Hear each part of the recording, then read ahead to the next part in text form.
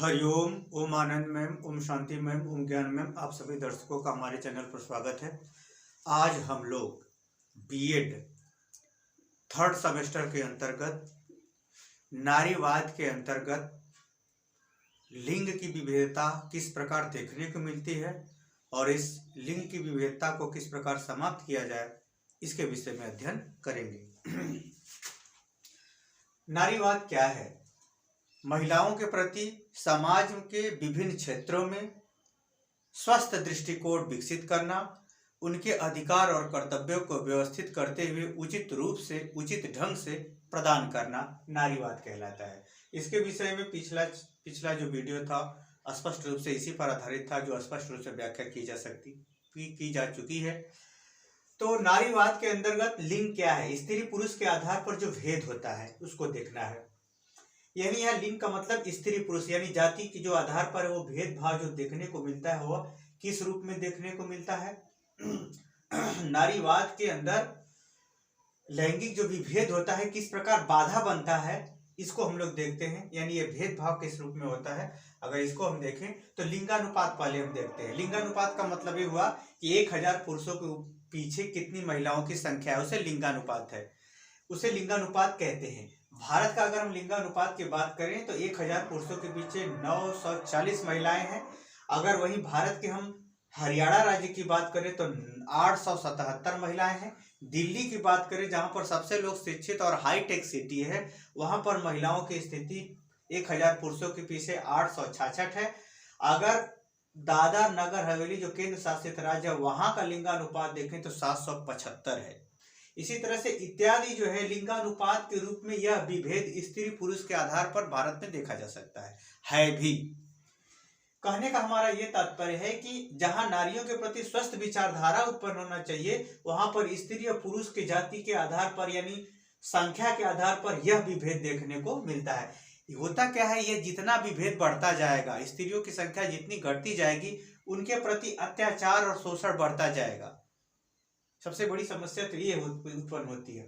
वही अगर हम दूसरी बात करें भेदभाव का स्त्री पुरुष के आधार पर, तो पूर्वाग्रह, पुरुषों को ये पूर्वाग्रह की भावना कि महिलाओं के पास कम दिमाग होता है, वो डरपोक होती हैं, चुगलखोर होती हैं, या ये कहें कि वो ज्यादा चुगली करती हैं, ज्यादा बात करती हैं, ज्यादा व्यर्थ का काम करती हैं। ऐसा पुरुषों की जो पूर्वाग्रह की भावना है, इस पूर्वाग्रह की भावना को भी स्त्री पुरुष के आधार पर भेदभाव करते हुए देखा जा सकता है। शिक्षा के क्षेत्र में, विषयों के चुनाव में, अध्ययन में, पैसा गरीबी है तो लड़का पढ़ ले लड़की न पढ़े। शिक्षा के क्षेत्र में, शिक्षा का एडमिशन कराने के क्षेत्र में भी देखा जा सकता है कि लड़कियों को पहले पढ़ाने पर और लड़कों को बाद में, लड़कों को पहले पढ़ाने पर बल देते हैं, लड़कियों को बाद में।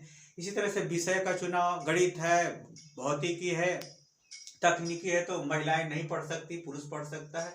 इस प्रकार से यह स्त्री पुरुष के नाम पर भेदभाव देखा जा सकता है। राजनीति के भी क्षेत्र में देख सकते हैं, राजनीति के क्षेत्रों में भी अभी जितनी महिलाएं होना चाहिए अभी नहीं है, ये भी भेदभाव देखा जाता है। व्यवसायिक क्षेत्रों में कठोर कार्य पुरुष करे, हल्का कार्य महिलाएं करें, वेतन में भी कम बेसी देखा जाता है। उसी तरह से अधिकारों की बात करें तो भारत में पितृसत्तात्मक सामाजिक व्यवस्था अधिक होने के कारण से महिलाओं का अधिकार, काम भी घर में ज्यादा करती हैं और अधिकार भी घर का ही सीमित है। उसी तरह से समाज में भी देखें तो महिलाओं का जो सामाजिक गतिविधियां हैं उनका अलग स्वभाव के आधार पर उनका मान सम्मान बना है, पुरुषों का अलग बना है, जबकि समान कार्य समान भूमिका में होने पर भी ऐसा देखा जाता है। यानी यह भेदभाव स्त्री और पुरुष के जाति के आधार पर पाया जाता है। वही अगर साक्षरता की हम बात करें भारत की, तो भारत की साक्षरता लगभग 74% है, जिसमें 82% पुरुष साक्षर है और 65% महिलाएं साक्षर है, जिसमें सबसे कम बिहार की। तो स्थिति ये है, कहने का मतलब हमारा ये है कि ये जो भेदभाव देखा जाता है स्त्री पुरुष के आधार पर, वह नारियों के प्रति स्वस्थ विचारधारा या नारीवाद के लिए सबसे बड़ा बाधक है। इसका कारण आप सुनते आए हैं, पढ़ते हैं, इसीलिए थोड़ा सा मैं इस पे हिंट कर दे रहा हूँ। इसका कारण है अशिक्षा, लोगों में पर्याप्त जानकारी का अभाव है, समाज की व्यवस्था, परंपरागत जो समाज की व्यवस्था रही इसके कारण से भी यह भेदभाव देखने को मिलता है। धार्मिक भी मान्यताएं रही हैं कि महिलाओं का कार्य क्षेत्र घरेलू रहे, पुरुषों का कार्य क्षेत्र बाहर रहे।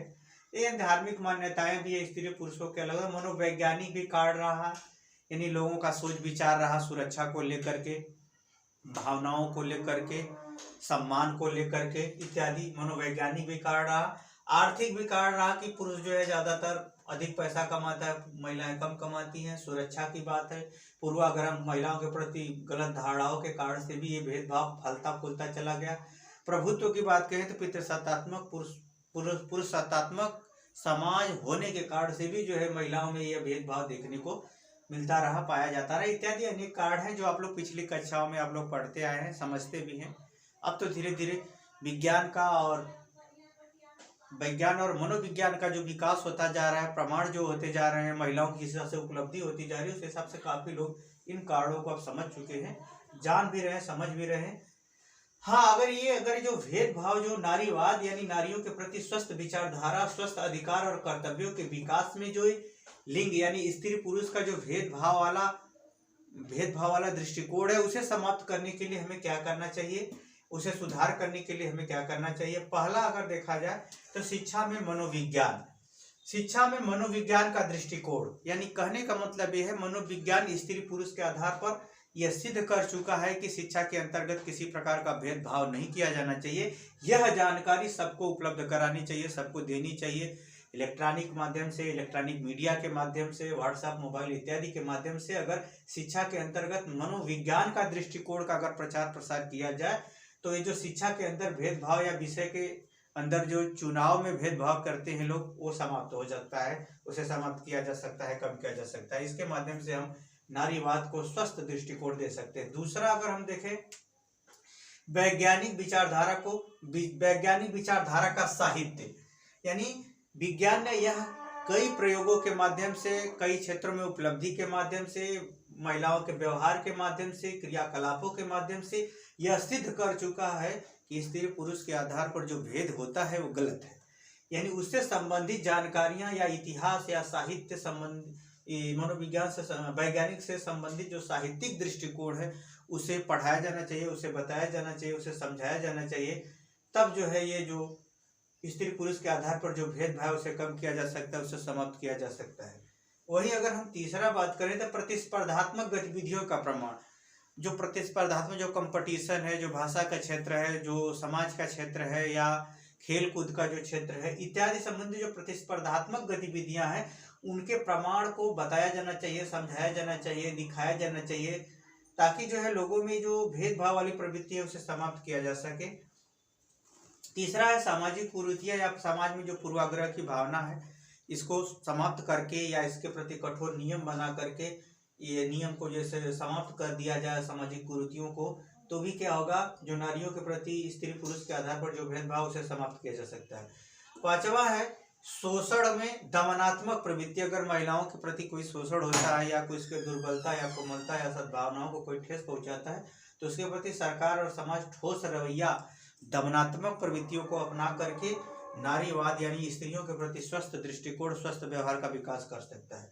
अगर वही हम बात करें जो सबसे महत्वपूर्ण है आर्थिक अधिकार, संपत्ति संबंधी अधिकार या आर्थिक अधिकारों में अगर महिलाओं को वरीयता दिया जाए तो होगा क्या कि जो महिलाओं के प्रति दृष्टिकोण है लोगों का बदलेगा, उनका शोषण, चाहे वेतन के माध्यम से शोषण हो या किसी आर्थिक गतिविधियों में पारितोषिक के माध्यम से शोषण है, उसे समाप्त किया जा सकता है। आर्थिक अधिकार के अंतर्गत अगर ये सुधार किया जाता है तो काफी जो है नारियों के प्रति विचारधाराओं को, गलत विचारधाराओं को समाप्त करके स्वस्थ विचारधाराओं को बढ़ावा दे करके नारीवाद को बढ़ावा दिया जा सकता है। सातवां अगर देखा जाए तो ये बहुत महत्वपूर्ण है संवैधानिक प्रावधान, यानी भारत सरकार या जो भी देश की सरकार है अगर महिलाओं के प्रति संवैधानिक रूप से प्रावधान कर दे, शिक्षा के अंतर्गत, चुनाव के अंतर्गत और क्रियाकलापों के अंतर्गत, सुरक्षा के अंतर्गत, मानवीय दृष्टिकोणों को ध्यान में रखते हुए, अगर इत्यादि सबको ध्यान में रखते हुए अगर संवैधानिक प्रावधान कर दे तो स्थिति ये होगा कि उनके प्रति जो है लोगों का स्वस्थ विचारधारा, स्वस्थ दृष्टिकोण और स्वस्थ व्यवहार का विकास होगा। इस प्रकार से नारीवाद के अंतर्गत स्त्री पुरुष के आधार पर जो भेद है उसे समाप्त किया जा सकता है। मुझे उम्मीद है कि आप समझ गए होंगे कि नारीवाद के अंतर्गत जो लिंग के आधार पर विभेद है यानी स्त्री पुरुष के आधार पर विभेद है, वो इसकी स्थिति कैसा है और उसका कारण क्या है और उसका निवारण क्या है, आप समझ गए होंगे। समझ गए हैं तो कमेंट बॉक्स में मुझे जरूर बताइए। साथ ही आप मेरे चैनल को ज़्यादा से ज़्यादा शेयर करते हुए लाइक शेयर सब्सक्राइब भी करें और कमेंट बॉक्स में बताएं कि हमारा ये लेक्चर आपको कैसा लगा। आज के लिए इतना ही। हरिओम।